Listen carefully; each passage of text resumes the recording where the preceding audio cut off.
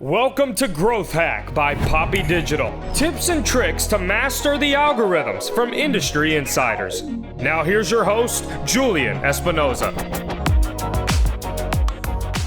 Welcome back to Growth Hack, where we break down marketing channels like Google, Facebook, Instagram, and show them how to make them work for you. What should you post on LinkedIn? It seems like this is the age-old question that there's many answers to, but no one can actually agree on one. Is video the best? Written posts, graphics, articles, links? What actually works on LinkedIn? Well, on this week's episode of Growth Hack, we interview Alex Miner, the Chief Creative Officer at IAM Media. It's Alex's job to make sure that video is used as a force for good. Welcome, Alex. How's it going, man? Oh, man, just another sunny day in California. Where are you podcasting from? Well, I'm in sunny Florida. So let's get into it. Why is video so good on LinkedIn? It's not just LinkedIn, it's across the board, right? So pretty much on every social platform, video, it just works better. And the reason that I think for that is it's kind of psychological. It's the fastest way for somebody to really see who you are. So that works across, Instagram, TikTok, even Twitter. Video is big on Twitter. So it's not just LinkedIn, but on LinkedIn, I think what it is that people prize a lot of times is authenticity, being able to see the real person behind, the messages or the screen name or whatever you want to call it. And video, just like now, it's easy to see who the person is, not just physically, but you're seeing all the little things that you get when you interact with somebody in person, the little mannerisms, the facial expressions, all of that. And that makes it easier to connect. Let's talk a little bit about the content we're currently seeing on LinkedIn. There isn't a lot of video content right now. It's mainly posts, it's mainly static, right? So is this a way that people can stand out? Definitely. If you're going to post content on LinkedIn, video will quickly make you stand out, because it's just like the rest of the world or the rest of the business world. Most people aren't doing it. People have this mental barrier when it comes to doing video, and that's one of those things that I try to get my clients and just people in general to move past, because video is really the unlock, because we all know it works, right? We see it every day. We look at video on our mobile phones. We've watched television for decades. So we all know that video works. We see it every day in our lives. But a lot of us still have mental baggage and mental blocks that make us think that only certain types of people can do it. And I mean, you got to give yourself permission. How many people are on LinkedIn? How many of those are active users? And what does that correlate into how many people are actually posting on LinkedIn? So I haven't checked the numbers recently, but the last time that I did, it was something like over 700 million people on LinkedIn. I think it was like 750. It's probably over 800 now. And out of that number of people, only about 2% post once a week. So the second that you start posting content on LinkedIn, you're automatically in kind of an elite club. And so then if you go the extra mile or the extra inch, as one of my clients like to say, and start posting video content, well, now you're in a class of your own, because, you're starting to be in like the 1% of the 1% that are creating content on LinkedIn. So video not only doesn't make you stand out, it means you're doing way more than a lot of other content creators.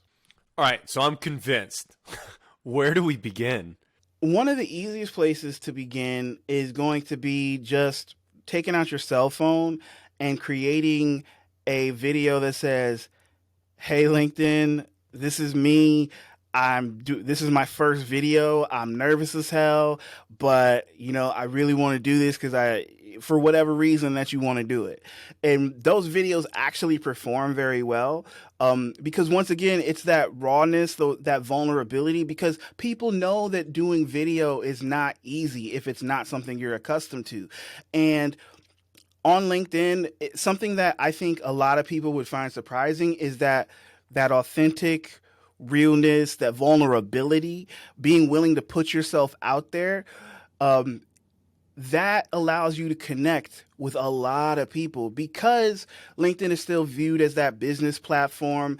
Where a lot of people think they have to approach it like they do the culture in their corporate job, where you got to project a certain image and you got to talk a certain way and act a certain way. When the truth is that LinkedIn has gotten very liberal in the past few years. I won't give you an exact number, but at least like the last 2 to 5 years, LinkedIn has gotten way more liberal, and it's really kind of a choose your own adventure place. So don't think that there are hard and fast rules about what you can and what you can't do, because one of the most successful people on LinkedIn that I know right now is a, tattooed single British mom, and just the total antithesis of what you think somebody who would be successful marketing themselves on LinkedIn would be. But just in the last year, during the pandemic, year and a half, she's managed to build a 6-figure consulting and training business on LinkedIn just by being who she is.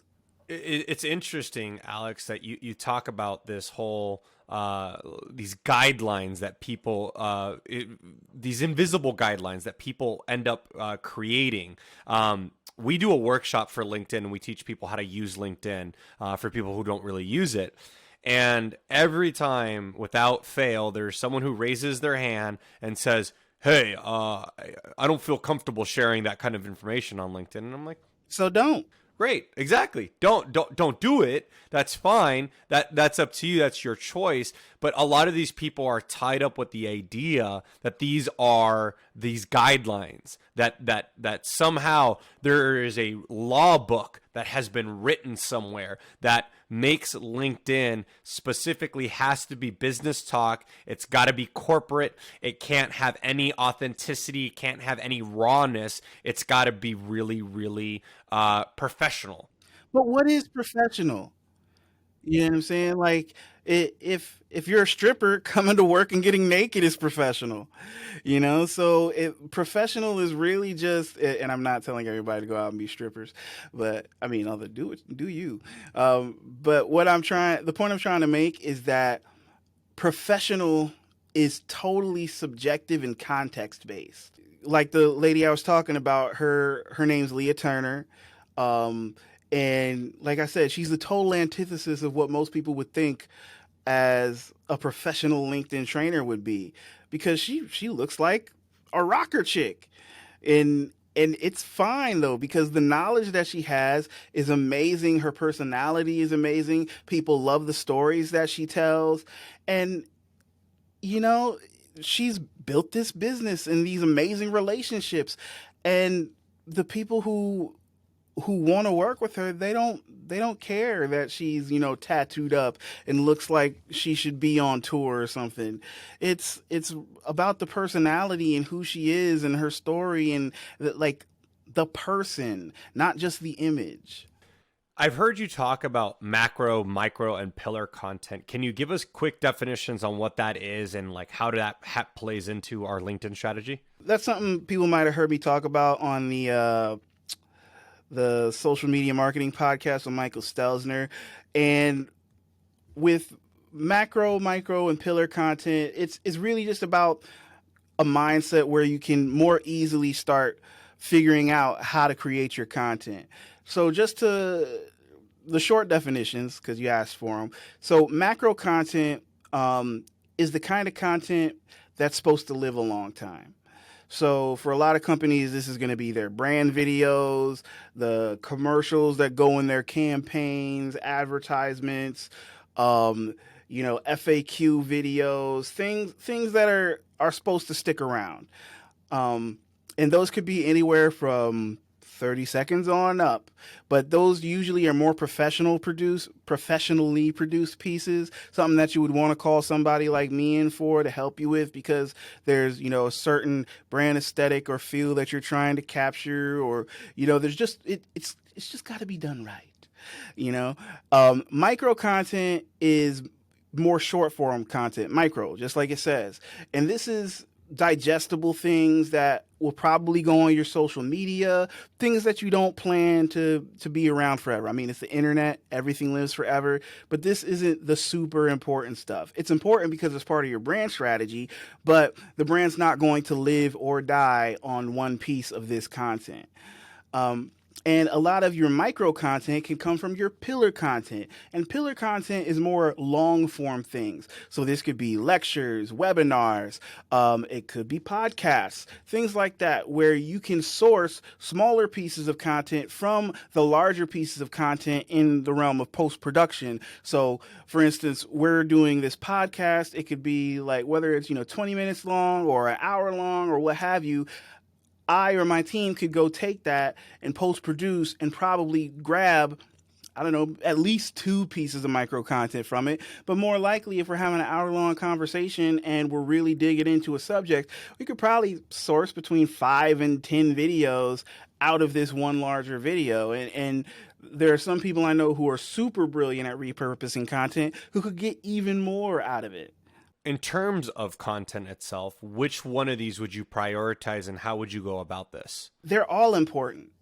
But what's going to be most important to you is really going to be dependent upon your business model. If you're somebody who's like a coach or some sort of influencer, or you've got like a really like internet based business where you're acquiring your customers through social media and things like that, then probably micro content is going to be the most important thing for you, because you've got to feed the beast. You got to constantly be showing up and showing your expertise, building your credibility on the different platforms where you're trying to find clients or you're trying to have clients find you. Because with social media, if you're not putting out content consistently, you're invisible, right?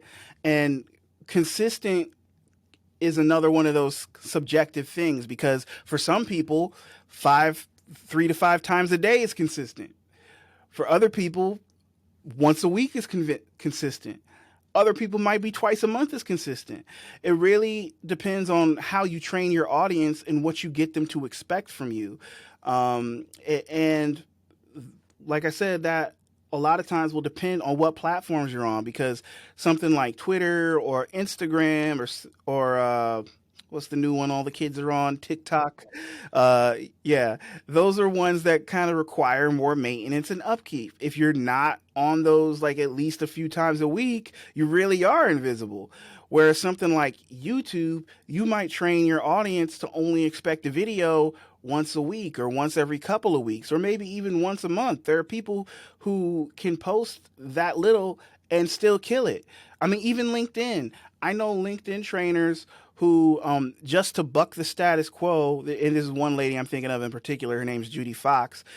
We were on Clubhouse a few months ago, and she was talking about how she, even though she's a LinkedIn trainer, this is what she does for a living, that she started posting once a month just to prove to people that she could post once a month and still get traction, because you have so many people telling everybody, well, you need to post this many times and this many times. She's like, F that, do what fits you. And so she posts like once or twice a month and she still kills it because she's Judy Fox.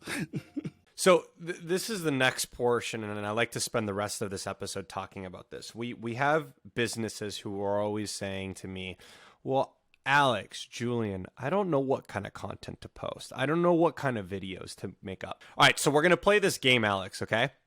And I want to mention a business, and I want you to talk to us about what a LinkedIn strategy or what content could look like that for a that type of business. You game? You down?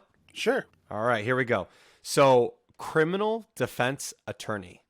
Okay, so for a criminal defense attorney, the first thing, or with anybody, this kind of thought process applies to any business, but we'll try to be specific to the law.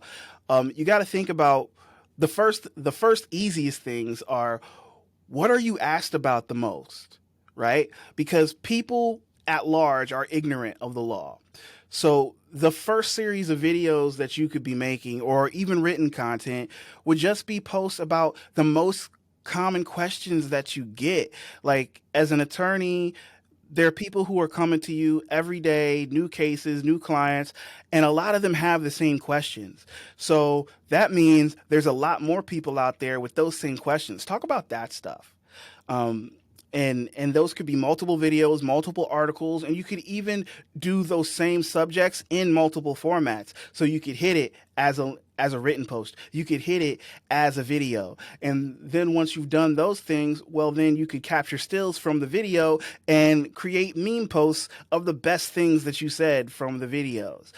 You could also cut up the larger video if you're doing something that's like a 2-3 minute video, and maybe capture the best 15 seconds and make that a LinkedIn story. So right there, there's tons of pieces of content, and actually each question that you get, that's one of those things that people are asking about. Each of those should be a different video, post, things like that. And you can reuse those over time because that's kind of evergreen information, unless the law is something about a law changing, where you can repost that content every 2-3 months. It's really interesting. You just beat the game without even starting the game. You basically said, look, whatever business you give me, I'm going to give you a blanket answer, and here's what it is. It's basically come up with the common questions that people ask you, and day by day kind of take note of what questions are being asked, kind of what situations are happening, and create content on that. Does that sound about right? Yeah, but then to kind of get more granular with it, so for a criminal defense attorney, there's always going to be laws changing, right? So there's going to be new statutes, there's going to be new things like that. And so some of your content could be on commentary on some of those changes. Or here's another way as a criminal defense attorney to show your expertise, commentary on cases that are in the news, high profile criminal cases. If there are articles, talking about what's going on in the trial, how evidence was presented, those sorts of things, give your commentary, say what you thought the defense did wrong or the prosecution did wrong or right, and say and talk about what you would have done as an attorney if this was your case.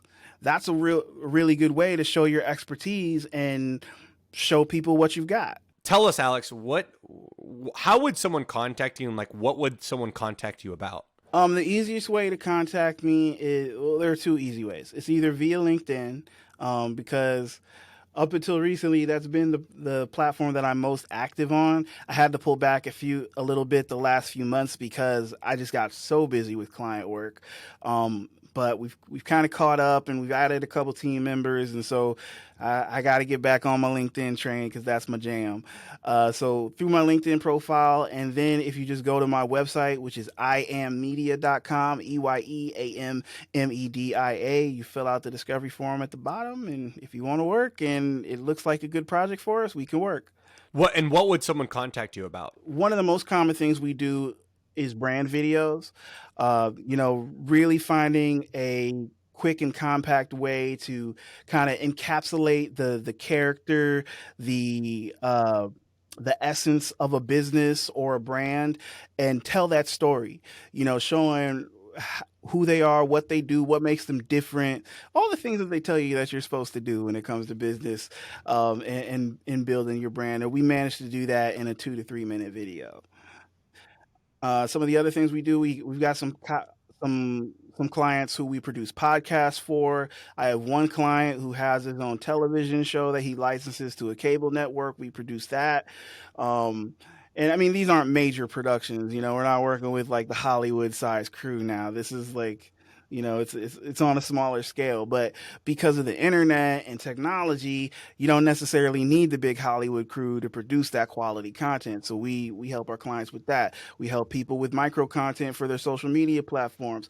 So there's all sorts of things, all sorts of solutions that we can provide. I have a a financial advisor who we just recorded a course for her, and we're in the middle of editing that right now. So she's going to be launching a course on how to get started investing, and all sorts of things that we can help our clients with. Well, thank you for coming on the show. And if you're listening and you want to listen to a bonus part of this episode, stick around. We're going to be talking about a LinkedIn post that did not perform well, and Alex is going to break it down.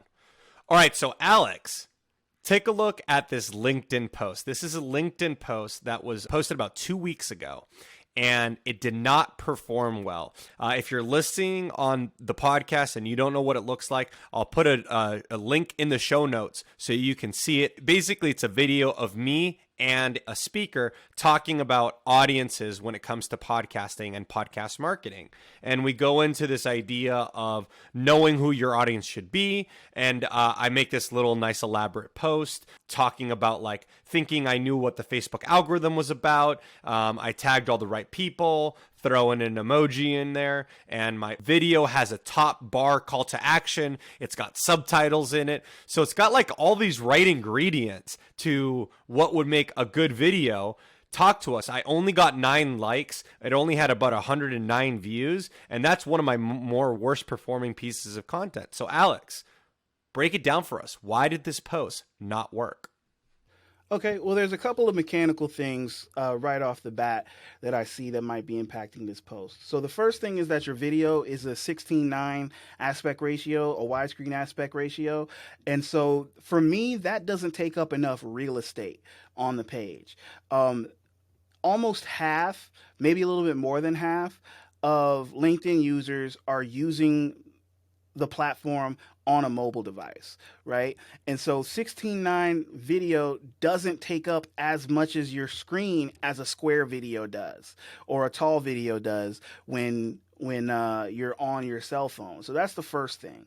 And then the second thing that I noticed right off the bat is you have way too many people tagged in your post. And this can impact the reach of your post, because there's a funny thing with the LinkedIn algorithm. It's not a funny thing, but I think it's rather appropriate, and I like the way that this works, is that if you tag a bunch of people in your post and those people choose not to interact with your post, the algorithm kind of looks at that as, oh, this must be spam. This person is tagging a bunch of people and none of them want to interact with this content. It must not be good. It must not be relevant to the people they're tagging. And so it kind of deprioritizes your post in the algorithm. That's probably the biggest thing that had an impact to the performance of this post, is all the people that you tagged. I think I counted, and I think it was like 14 people or something like that. That's way too many. At the max, I would tag maybe 2, maybe 3 people on a post, and that's only if you know that they are directly involved in that content and that they are, you're 90% sure that they're gonna respond or interact with the content. That's good to know. That's really, really good to know. So, as in a sense, the caption itself and the content itself, do you think that was appropriate? It was just kind of some extra items around how I did and how I executed that caused the lack of performance. Yeah, I think if I remember what was actually in your video, I thought there was a little bit of a disconnect between everything that you wrote and what the actual content of the video was.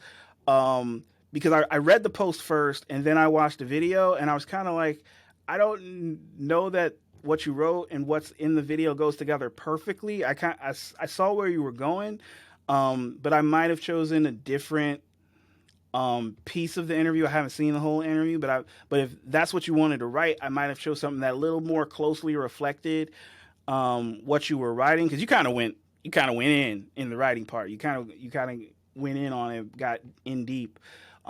Gave some good info, and I would really want to have the video like expand on that context. Yeah, what's interesting is not to defend myself on the video. I think I just executed it poorly. Was this video and this I had been wanting to use it for a long time, and I never got a chance to do it.